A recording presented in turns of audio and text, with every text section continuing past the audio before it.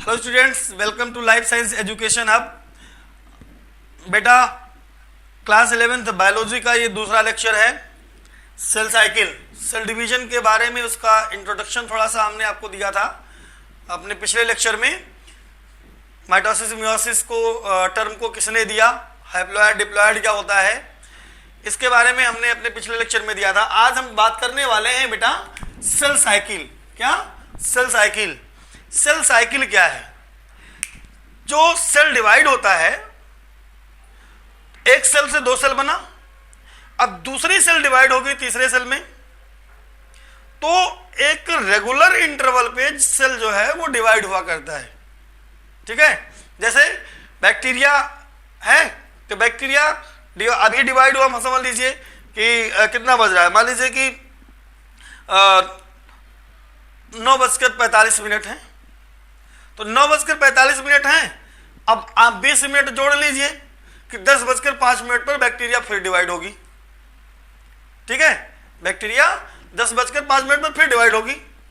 10:05 के बाद 10:25 पर फिर डिवाइड होगी, यानी कि और वही प्रोसेस होंगी जो पहले स्टेज में हुआ था, पहले उसमें हुआ था, पहले डिवीजन में जो प्रोसेस, जितने प्रोसेस हुए थे सारे प्रोसेस वही फिर अगले प्रोसेस में फेज में होगा, फिर वही सारे प्रोसेस अगले डिवीजन में होगा। तो यही जो बार बार डिवीजन है सेल का, इसी को सेल साइकिल कहा जाता है। क्या कहा जाता है? सेल साइकिल कहा जाता है। ठीक है बेटा, तो सेल साइकिल में कई स्टेप होता है। ऐसे नहीं बोल तो दिया सेल साइकिल क्या है, ठीक है, सिंपली सेल साइकिल बोल दिया कि the division of cell at a regular interval is called cell cycle. जो कोशिका है, कोशिका का एक निश्चित अंतराल पे बार बार डिवाइड करना जो है कोशिका चक्र कहलाता है, सेल साइकिल कहलाता है। लेकिन ऐसे तुरंत नहीं हो जाता है, वो बहुत सारे प्रोसेस से होकर गुजरता है। तो वही प्रोसेस आज बताना है आपको इस लेक्चर में। सेल साइकिल छोटा सा आपको लेक्चर होगा ये। देखिए बेटा, सेल साइकिल जो है ये इतने पार्ट में डिवाइडेड होता है। सेल साइकिल में मेनली 4 स्टेप होते हैं। सेल साइकिल में मेनली 4 स्टेप होते हैं। पहला स्टेप होता है G0 फेज। क्या G0 फेज होता है? तो G0 फेज का मतलब है बेटा रेस्टिंग स्टेज। क्या है G0 फेज का मतलब? वैसे कुछ नहीं है, स्टार्टिंग होती है G1 फेज से। क्या? G1 phase. G1 फेज में क्या होता है बेटा कि इस फेज में जो सेल है वो अपने आप को प्रिपेयर करती है, अपने आप को डिवीजन के लिए तैयार करता है। खा पी करके मोटा होता है ना, उसके अंदर जो सेल्स हैं, जो सेल के कंटेंट्स हैं वो सब पूरा भरपूर हो जाते हैं, मैच्योर होता है। फिर आता है बेटा synthesis phase, S phase. S phase को कहा जाता है बेटा, S means synthesis, S means synthesis. S phase का मतलब होता है बेटा सिंथेसिस फेज। सिंथेसिस का मतलब क्या होता है? सिंथेसिस का मतलब होता है किसी चीज का बनना। जैसे फोटोसिंथेसिस देखा ना, सिंथेसिस में संश्लेषण। जैसे क्या देखा हमने, देखा पढ़ा होगा फोटोसिंथेसिस, फोटोसिंथेसिस। अब ध्यान दीजिएगा कि यहां पे मैं आपको फोटोसिंथेसिस पढ़ाने वाला नहीं हूं, आपको याद रहे, ठीक है, आपको याद रहे इसलिए मैंने फोटोसिंथेसिस का नाम ले लिया। तो फोटो मीन्स लाइट और सिंथेसिस मीन्स संश्लेषण।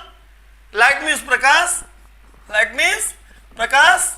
सिंथेसिस मीन्स संश्लेषण, तो बन गया प्रकाश संश्लेषण, है ना। ऐसे सिंथेसिस का मतलब है संश्लेषण, किसी चीज का बनना। तो अभी सेल को डिवाइड करना है बेटा, तो सेल को डिवाइड करना है, एक सेल से 2 सेल बनना है, और जब दूसरा सेल बनना है तो जितना कंटेंट, जितना मटेरियल एक सेल में है उतना ही दूसरे सेल में होना चाहिए। भाई मान लीजिए कि किसी के 2 बच्चे हैं, तो 2 बच्चे हैं तो जो प्रॉपर्टी होगी वो 2 पार्ट में डिवाइड होगी ना, और 2 बराबर भाग में डिवाइड होगी। अगर किसी को एक कम, एक किसी को ज्यादा मिल जाएगा तो फिर समझ लो क्या होगा, ज्यादा हम नहीं बोलेंगे, है ना। उसी तरह से जब सेल डिवाइड करेगा तो जितना कंटेंट एक सेल में होगा उतने दूसरे में होना चाहिए। तो उसके लिए क्या होता है बेटा कि जो सेल के अंदर, ठीक है, सेल के अंदर जो मटेरियल्स हैं वो डबल हो जाते हैं। क्या हो जाते हैं? डबल हो जाते हैं, ठीक है। और डबल होने के प्रोसेस को कहा जाता है सिंथेसिस फेज। सिंथेसिस फेज के बाद आता है बेटा G2 फेज। जी क्या है? यहां पे आप सोच रहे होंगे या आप सोचेंगे कि व्हाट इज जी? जी क्या है? जी मीन्स ग्रोथ। जी रिप्रेजेंट बेटा ग्रोथ। जी किसको रिप्रेजेंट करता है? ग्रोथ को। यानी कि अब यहां पे भी क्या होगा? फिर से यहां पे ग्रोथ हुआ, सिंथेसिस हुआ, नंबर जितने भी कंटेंट हैं न्यूक्लियस के अंदर वो सारे डबल होंगे। अब फिर से डबल, भैया लड़का पैदा हुआ तो क्या हुआ? बच्चा पैदा हुआ तो क्या हुआ? अभी छोटा सा ना, उसको मैच्योर होना है और मैच्योर होगा तभी उसकी शादी होगी। शादी होगी तो फिर वो भी बच्चे पैदा करने लायक होगा। यानी कि ऐसे ही प्रोसेस बेटा सेल के अंदर है कि सेल पहले ग्रोथ किया, ये पहले नया सेल बना था, अभी यंग था, ठीक है, फिर मैच्योर हुआ, जवान हुआ, उसकी भी शादी हो जाएगी। तो अब ये ग्रोथ हुआ सेल का, सेल की ग्रोथ हुई, सेल के अंदर कंटेंट बढ़े, डबल हुए, ठीक है। उसके बाद में फिर अभी जब डबल हुए हैं तो अभी तो एकदम नवोद्भिद है ना, अभी मैच्योर नहीं है, फिर मैच्योर होने के लिए थोड़ा समय लगेगा और उस समय को कहते हैं फिर से G2 फेज, ग्रोथ 2 फेज, यानी फिर से मैच्योर होंगे। इसके बाद आएगा बेटा M फेज आता है। क्या आता है? M phase. अब आप बोलेंगे कि M फेज क्या है? M फेज, M रिप्रेजेंट बेटा माइटोसिस या मियोसिस। मियोसिस, माइटोसिस या मियोसिस, ठीक है।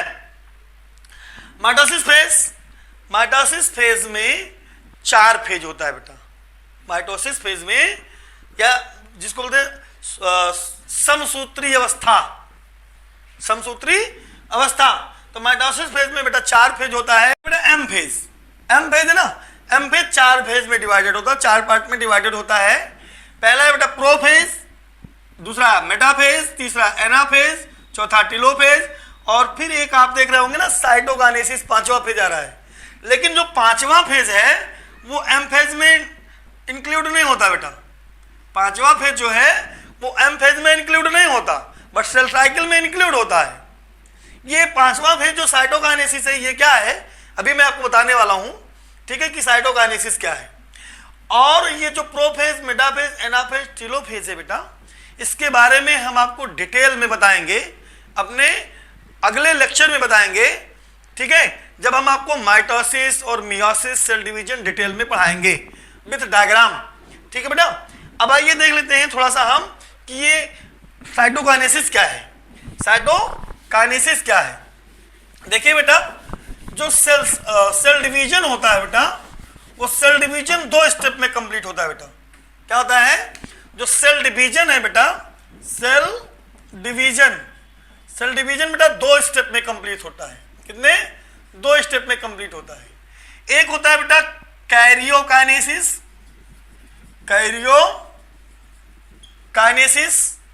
दूसरा होता है बेटा साइटोकाइनेसिस।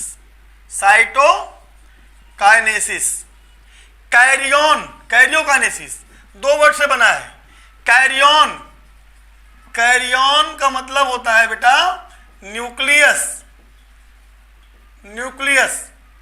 कैरियन का मतलब होता है न्यूक्लियस, और काइनेसिस का मतलब होता है टू डिवाइड। काइनेसिस का मतलब होता है डिवाइड, यानी कि न्यूक्लियस डिवाइड जब होता है, यानी कि डिवीजन ऑफ न्यूक्लियस। क्या? Division of nucleus is known as karyokinesis. और साइटो मीन्स साइटोप्लाज्म, यानी कि division of cytoplasm is known as cytokinesis. अब डिवीजन ऑफ न्यूक्लियस यानी कैरियोकाइनेसिस क्या है? G1 फेज से लेकर और टेलोफेज तक यानी M फेज पूरा, ये कैरियोकाइनेसिस होता है। और कैरियोकाइनेसिस मतलब न्यूक्लियस का डिवीजन, और जब न्यूक्लियस का डिवीजन हो जाता है पूर्णतया, एक सेल में 2 न्यूक्लियस बन जाता है, उसके बाद सेल का साइटोप्लाज्म डिवाइड होता है। और जब सेल का साइटोप्लाज्म डिवाइड होता है तो उसको कहा जाता है कैरियोकाइनेसिस। ठीक है बेटा।